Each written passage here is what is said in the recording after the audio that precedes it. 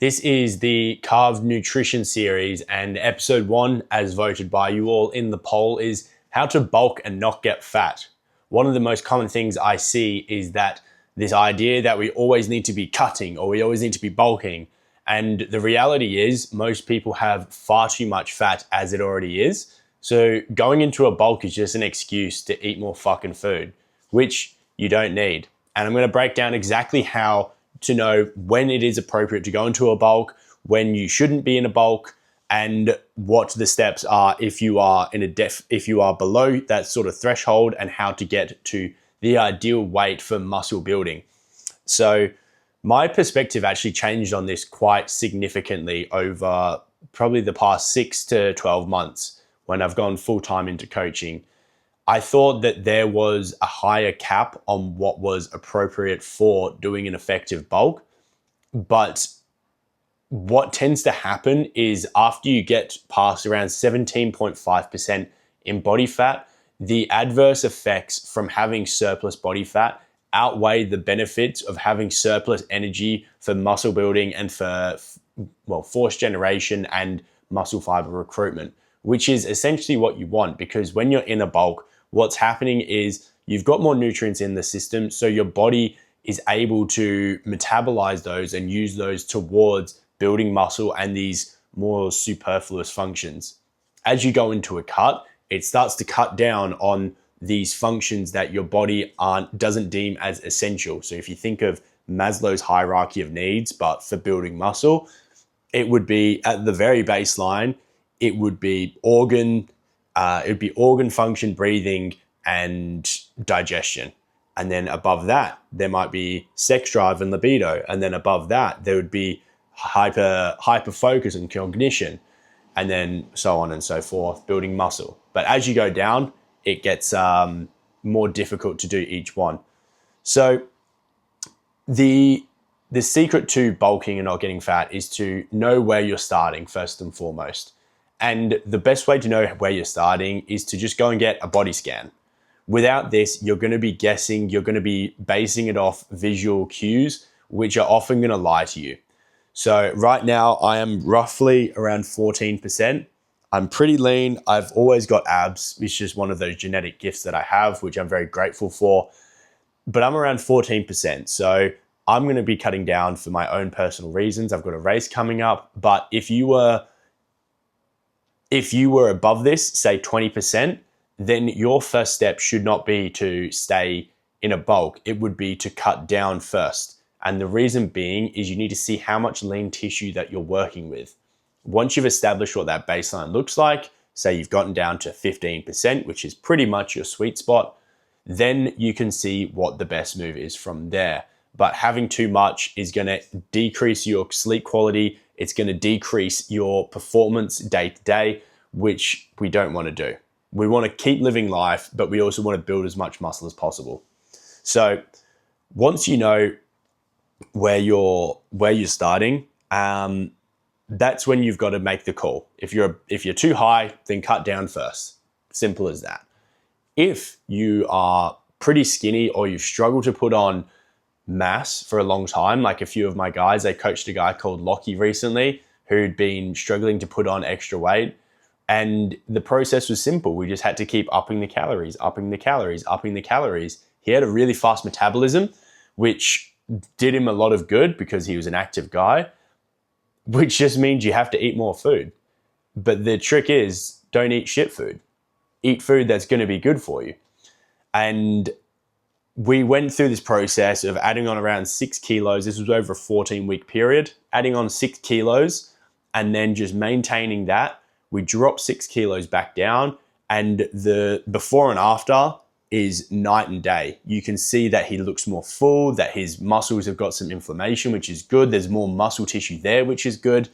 And as a bit of an idea, you can build roughly 1 to 1.5%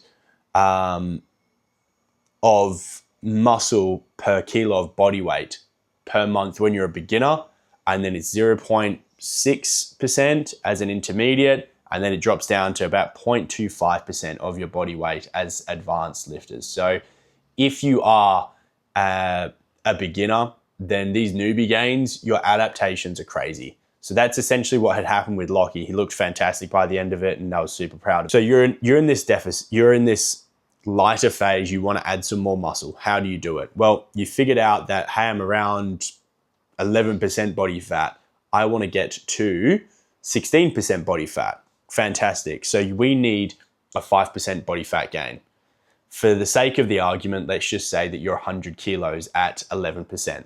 Now, to get that 5% of body fat, that's going to work out to be 5 kilos, because 5% of 100 kilos, which would be your total fat percentage, equals 5 kilos. Now, good progress from a weight gain perspective, the slower the better, in essence. It's not about how quickly you can do it, because if you go too quickly, all that's going to happen is you're going to have excess calories, and excess calories are just going to get stored as fat. It's as simple as that. Your body digests, say, carbohydrates, and it does two things with them.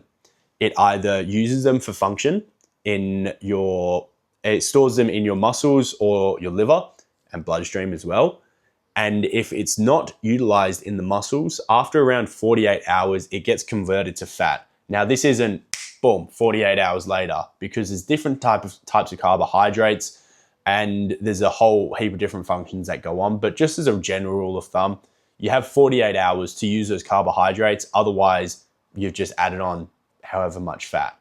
So that's a good point to note there. I would aim for 0.5% of your total body weight in gain. So taking this 100 kilo example, once again, would be 500 grams per week. Now, if you're staying in that 500 grams, 500 grams, 500 grams, what would happen is after roughly 10 weeks, you would get to your goal. Then you do the body scan again, see where you're at. How's the body composition? The reality is that you would have built some muscle during that time as well. So while you may have an extra 5% of, it might not even be 5% of body fat. It would be a combination of that and muscle. Fantastic. That's what we're here for, right? Now, the obstacles that you would face during this process is there's a couple of them. There's one, the metabolism adjustments that you'll go through. There's two, it's going to be difficult eating if you're not used to this, because you're going out of homeostasis, whether you go into a cut or a bulk. They're both challenging for different reasons. The best way I can describe it to you is cutting is more difficult mentally, bulking is more difficult physically, because you are quite literally ramming food down your throat. Then there's also how do you make changes to your foods to make this easier and still have the right micronutrients, and then fourthly, what's the best macro split? So I'll go through all of those with you. As you go through this process, your body will adapt. The 500 gram per week that you started with, which is a 3,500 calorie over the entire week surplus, is not going to be the same amount that you need to progress further. The reason being is your metabolism will crank up because you're burning more, because you're consuming more. It thinks, cool, we're in this surplus now. We've got lots of fuel. Let's burn. It will start to speed up. And that means that over time, this will start to drop. So it might be the first 2 weeks you add on 500 grams. Then it goes to 350 grams for the next 2 weeks. And then it goes to 100, something like that. It's just the nature of the game. So what you've got to do is when you see that, provided that you're doing 100% everything compliant, is that when you start to see these drops in growth that aren't aligned with the projection that you have, that's when you've got to go, right, now I need to crank it up a little bit. If you went from 500 to 350 grams of weight gain, then you would need to compensate with that by going in a surplus of around 1,000 extra calories per week. What's that maths? 175 per day. And that's how you tweak it. So instead of doing these big leaps, like a lot of people think, they go, I'm just going to have fucking 5,000 calories. That was my bulk plan when I did my bodybuilding show, FYI. You just need to tweak it up. Just think you're trying to turn on the shower and you just go hot, hot, cold, cold, hot, hot. And eventually you get the perfect temperature for the water to bathe in. And that's how you do it. And then you'd keep incrementally increasing it over and over and over again until you hit that. The key is not to get frustrated, trust the process, and 10 weeks later, 12 weeks later, you'll be in a sweet spot. The other complication I hear is that it's difficult. Yeah, it's meant to be fucking difficult, because if it was easy, everyone would do it, right? The trick here is you don't want to go into dirty bulking, because we're not trying to pack on fat. We're not putting on fat for the sake of putting on fat. That's just retarded. So what you actually want to do is you just want to keep it to clean whole foods. And I would much rather that you drink your calories, whether that's through a shake, whether that's through a blended food, then you go out and eat some KFC or whatever. Don't get me wrong, this is a great opportunity to have those extra free meals, but free meals being the word, not cheat meals, because cheat meals have the connotation that, yeah, I can just go eat whatever the fuck I want. And that's just going to lead you to getting fat, which is just, there's no point in it. You want to bulk up, you want to stay lean, and add good tissue. So a bit of a side note here, when I was going through my bodybuilding prep, I wanted to jump on stage and I said I wanted to do classic physique.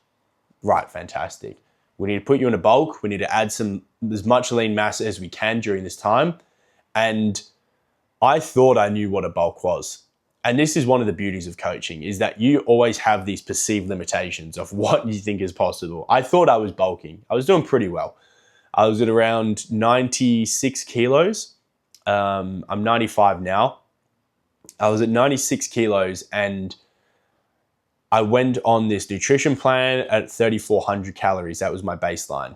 Stayed there for a couple of weeks. We went up to 3,700. Stayed there for a couple of weeks. Went up to 4,400.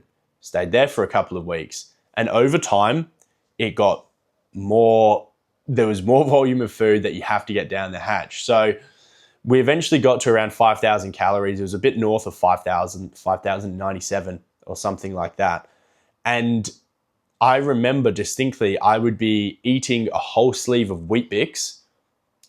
I would be eating a whole sleeve of Weet-Bix with a protein shake as the milk, doused in honey, cinnamon, and that was one of my pre-workouts because it was high in carbs, it was quick, high GI foods, so I was gonna get a good pump, and that left me feeling fucking sick some of the times, but that's sometimes what you've got to do. You've got to push yourself out of those comfort zones. I'd be there eating a dinner right before I go to bed, which was a kilo worth of food because I hadn't done the rest of the food during the day. Sometimes that's what you got to do. Suck it up, get over it.